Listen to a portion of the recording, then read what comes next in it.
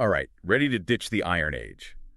Today, we're going for lightweight strength, surprising applications, and even, get this, shape-shifting metals. Buckle up, it's a deep dive into non-ferrous alloys. We'll be journeying through a series of university lectures, all in Portuguese. Aluminum, copper, magnesium, titanium, nickel, and zinc alloys. They're all on the agenda. No surface skimming here. We're going deep into each metal, their unique properties, and, seeing how they're used in, well, everything from airplanes to musical instruments. You might be surprised. These lectures really show how ingenious material science is. You tweak a tiny thing about a metal and boom, completely different applications. Okay, let's start with aluminum. Everyone knows it's light, but how light are we talking? Like, give me a comparison. Think almost 3 times lighter than steel. Yeah, that difference is huge, especially when every ounce matters. The lectures even mention an Airbus factory in Santo Tirso, Portugal. They use aluminum panels for the A320 aircraft. Pretty high stakes. Whoa, so we're not just talking soda cans anymore. This is serious stuff. Oh, absolutely. One lecture got into precipitation hardening. It's this process where you heat and cool the aluminum alloy in a super specific way, and it creates these tiny particles that make it even stronger. So you're like giving the metal its own little workout to toughen it up. Yeah, kind of. They use the aluminum copper system as an example. If you control the cooling rate just right, you can change the size and the way the copper spreads within the aluminum. And those little copper bits, they get in the way of what's called dislocations, which basically let metals bend and stuff. Wait, so you're saying adding these tiny obstacles actually makes the metal stronger? Exactly. Seems counterintuitive, right? Right. But it's like the roadblocks, preventing the metal from bending or breaking easily. Engineers can then fine-tune the aluminum for different things, whether it's a car part or, a plane part. And I'm picturing tiny copper ninjas blocking the way, making that aluminum work for it. Okay, but what about duralumin? I always thought that was like super hard aluminum. Actually, that's a bit of a misconception. Duralumin gets its name from Duran, a city in Germany where it was developed. It's strong, yeah, but it's more about the strength-to-weight ratio, super important for early planes. So less about being super hard, more about being strong for its weight. Got it. The lectures mentioned different series of aluminum alloys, too. What was that about? Right. They highlighted the 1000, 2000, 3000 series and so on. Each one has its own special properties and uses. Some, like the 2000, 6000, and 7000 series, are the ones that can be strengthened with that precipitation hardening we were talking about. Sometimes they're called duralumin too, even though, as we said, that term can be a bit misleading. Ah, so those are the heavy hitters, ready for the tough jobs. The lectures had a picture of an aircraft flap with this, like, honeycomb core, super strong and light. It makes you realize how much engineering goes into everything. It really does. It's the perfect example of material science and engineering working together, By understanding aluminum alloys, engineers can create these incredible structures that are strong and lightweight. All right, time travel time. Back to the Bronze Age. A whole age named after a metal that's got to be significant. It really shows how important copper alloys were, especially bronze. The lectures even mentioned a company here in Portugal, Cefile. They use brass, a copper zinc alloy, for their faucets. It's amazing to see these ancient materials still being used today. Faucets, huh? Interesting. But let's not forget about music.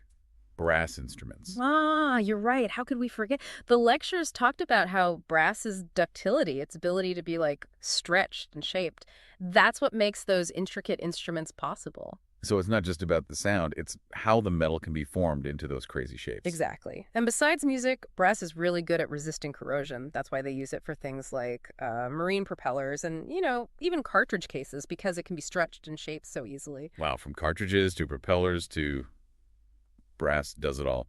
Okay, let's talk magnesium alloys. Yep. Even lighter than aluminum, right? You got it. We're talking ultralight here. Its density is incredibly low, which makes it perfect when weight is super important. The lectures highlighted its use in engine parts, specifically the carter or oil pan. Not only does it store the oil, it also helps cool it down. So it's pulling double duty in the engine? Impressive. But the lectures mentioned something about magnesium being flammable. Yeah, that's definitely something to consider. Magnesium alloys have huge potential, but you got to be careful, especially with shavings or powder. They're flammable. It reminds us that even with the best materials, there can be challenges. Noted. Don't want any accidental fireworks in the workshop. All right, now for a metal, that sounds like it's straight out of a superhero movie, titanium. Titanium definitely earns its superalloy title. The lectures highlighted its incredible strength-to-weight ratio, stronger than some steel, but way lighter. But what really sets it apart, its phenomenal corrosion resistance. It basically forms a shield, protecting it even in tough environments like seawater. So it's like it has its own suit of armor. Pretty cool. But the lectures also mention something about titanium being expensive, right? Why is that? You're right, titanium does have a hefty price tag. The process of making it is complex and uses a lot of energy, so that drives up the cost. That's why it's usually only used when, its unique properties really justify the expense. So it's like the Rolls-Royce of the metal world, only for the high-performance stuff.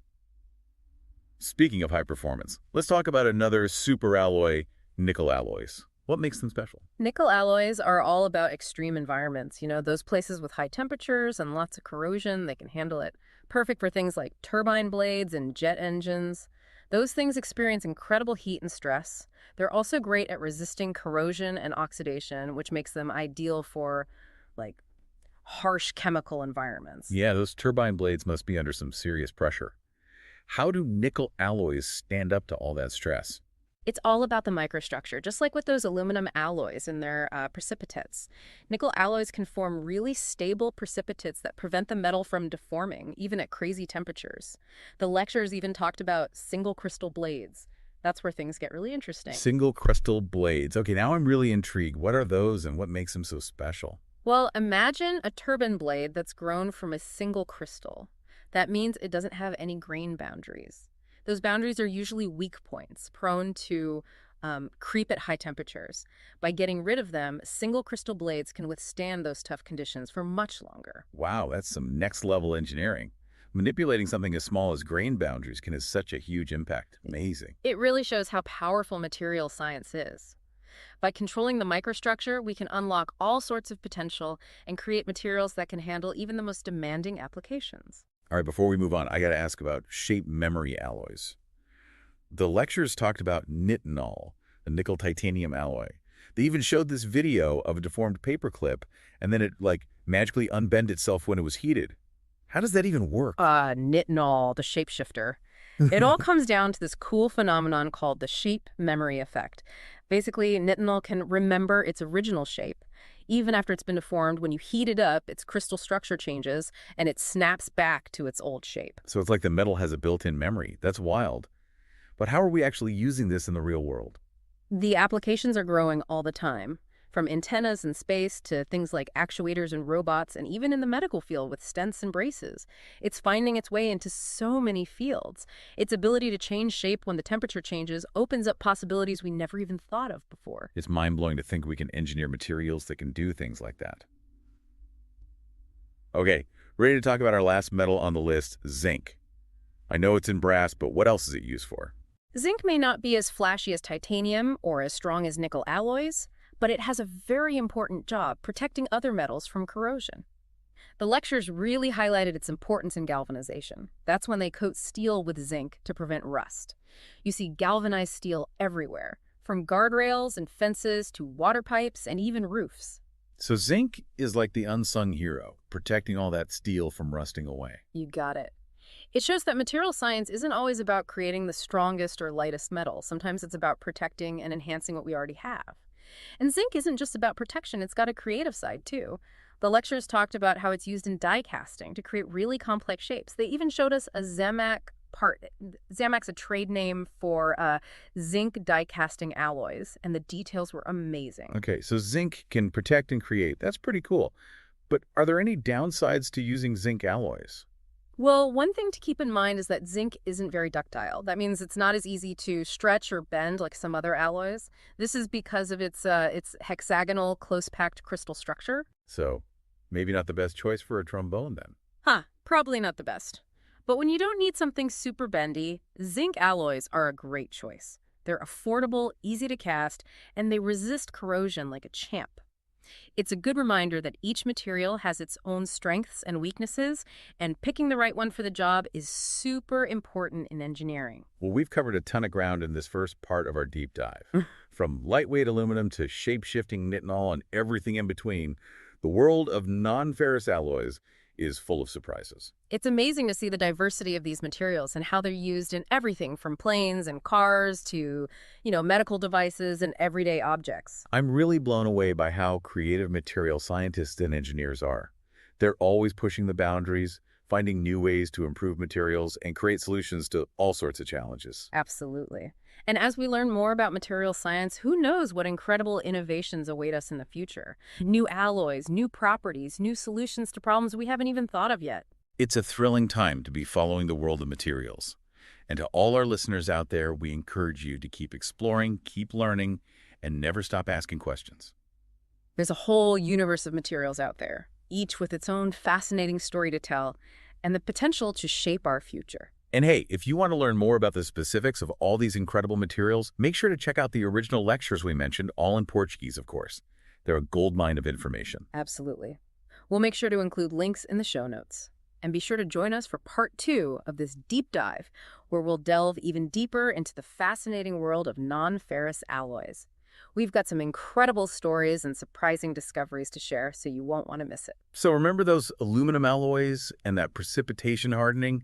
Well, the lectures actually got even deeper into how it all works. Yeah, it's amazing, right? Like, you can control how strong the metal is just by messing with its structure on a super tiny level. It's like watching atoms do a little dance. The aluminum copper system was the example they used. When you heat the alloy, the copper kind of melts into the aluminum, but if you cool it down super fast, the copper doesn't have time to escape and form big chunks. So instead of big lumps, you end up with these tiny bits of copper scattered all over. Exactly. And those little copper pieces act as obstacles. They get in the way of these things called dislocations, which is how metals bend and change shape. So it's like setting up a tiny obstacle course for the metal to make it work harder. That's a great way to put it. By making it harder for the dislocations to move, the alloy gets stronger. And what's really cool is you can control the size and spread of those copper bits by how you heat and cool the alloy. So it's not just about making it stronger, it's about fine-tuning it for different uses. Precisely. Like having a set of tools to adjust the aluminum's strength. They also talked about all the different series of aluminum alloys, 1000, 2000, 3000, and so on. Yeah, it's like a whole chart of different aluminum variations. Kind of overwhelming. It really shows how versatile aluminum is. Some series, like the 2000, 6000, and 7000, are the ones that work best with that precipitation hardening we talked about. They sometimes call them duralumin, but as we said, that can be a bit misleading. Right. It's more about the strength-to-weight ratio than just being super hard. Remember that aircraft flap with the honeycomb core they showed? Oh, yeah. That was a great example of how understanding aluminum alloys lets engineers do incredible things. They can build these super strong and lightweight structures that can, defy gravity. All right, let's switch gears from high-tech planes to something a bit more old school, bronze. We know it had a whole age named after it, but what else did the lecture say about it? Bronze, the alloy of empires. The lectures talked about how versatile it is. Just by changing how much tin you add, you can really change its properties. So more tin, more strength. Is it that simple? Kind of. Adding tin does make it harder and stronger, but if you add too much, like more than 20%, it starts to get brittle. Ah, so it's about finding that sweet spot, not going overboard with the tin. Exactly. If you need something tough, you got to keep the tin in check. But for some things, like bells, that brittleness is actually good. It gives the bell that nice ringing sound. That's fascinating. So the same metal can be used for totally different things just by tweaking how much kin you add. That's what's so cool about metallurgy. By understanding the relationship between the metal's makeup, its structure, and what it can do, you can make alloys for all sorts of purposes. They even talked about bell bronze, which can have up to 35% tin. Wow, that's a lot of tin. What else do they use that for? You know those ancient bronze mirrors, all shiny and polished? That's what they used to make those. Imagine looking in one of those would be like seeing into the past. That would be amazing. Okay, back to practical stuff. The lectures mentioned something called bearing bronze. What's that all about? Bearing bronze is all about reducing friction. It usually has lead or other stuff added to it that creates these tiny pockets in the alloy. Those pockets hold oil, which helps things move smoothly and reduces wear and tear. So it's like built-in lubrication. Pretty smart way to make things last longer. Okay, let's get back to lightweight metals. We talked about how light magnesium is, but what other details did the lectures give about it? Magnesium alloys are all about keeping things light. Super low density, perfect when weight is really important, like in cars and planes. We already covered the carter or oil pan, but what other car parts use magnesium. They mentioned gearbox housings, intake manifolds, even laptop casings. Magnesium is popping up everywhere. But we can't forget about that flammability issue, right? How do engineers work around that? That's a great question. The lectures emphasized how important it is to handle and process magnesium carefully. Things like using coolant when machining can help prevent it from catching fire. And researchers are always working on new magnesium alloys that are less flammable, too. So it's about understanding the risks, but still finding ways to use it safely. Exactly. It shows how clever material scientists and engineers are, always pushing the limits while keeping things safe. Okay, time for a metal that always gets me excited, titanium. It just screams high-tech and advanced engineering. What did the lecturers have to say about it? Titanium is definitely a showstopper.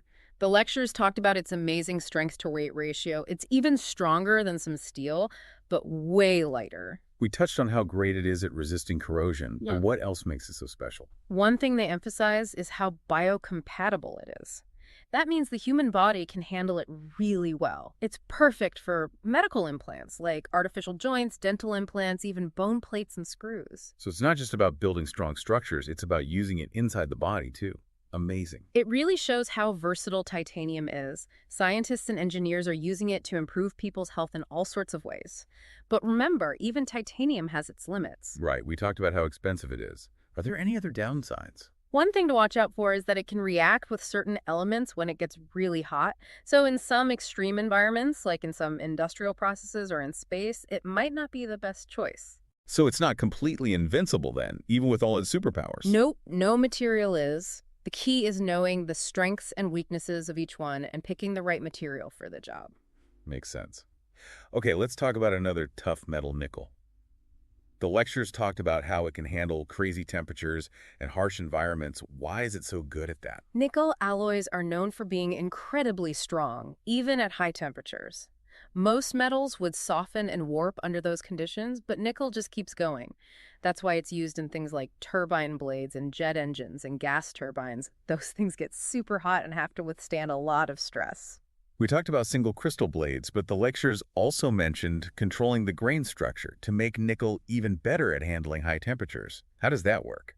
Well, those grain boundaries, the lines between the tiny crystals in a metal, are usually weaker spots. So if you can make those boundaries smaller or get rid of some of them, the alloy becomes more resistant to creep. That means it won't deform as easily under high stress and heat. So it's another example of how messing with the metal's structure on a tiny scale can have huge effects on how it behaves. Absolutely. It really highlights the power of material science and engineering.